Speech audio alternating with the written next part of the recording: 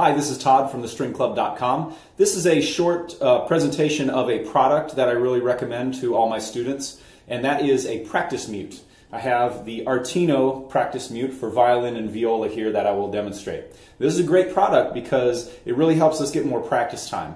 It's hard enough in our hectic lives to find practice time, but when you have to also consider, let's say, family members that are sleeping, maybe a baby's napping in the next room or down the hall somewhere, and you feel like you can't practice. This is your time to practice, but you just can't because it's going to make too much noise. Or you live in an apartment and the neighbor next door is going to complain if you're practicing. Or if you're like me and you like to stay up really late and practice late at night, then a practice mute is a great solution for that. It cuts the sound way down, and I'd like to demonstrate that for you now.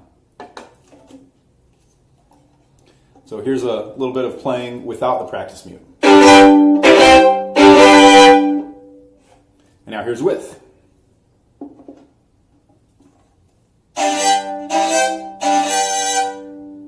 And I'm playing exactly the same way. I'm not holding back while I'm playing with the mute.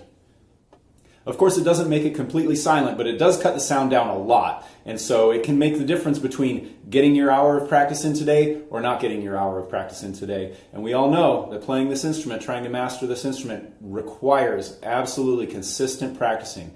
It's also good for when you're practicing something that's just kind of an annoying thing to listen to. For instance, when we learn vibrato, a lot of times we do very slow vibrato, kind of annoying exercises. Nobody wants to hear you doing that. I don't want to hear myself doing that. But it's an important part of practicing violin. So it's great to just throw the mute on and go. Far less annoying. Now, one word of caution about the practice mute. When you put it on, it's essentially a big lever for your bridge. It's very easy to move the bridge if you push sideways one way or the other, that way or that way. It can make the bridge fall. So when you put the mute on, always be very careful. It goes straight down and just a slight push down to make sure that it's on there firmly. If you tilt sideways, so you don't want it falling off, scratching the instrument and so forth. So just push down very gently, and that's all you need to do. Don't ever move to the side one way or the other.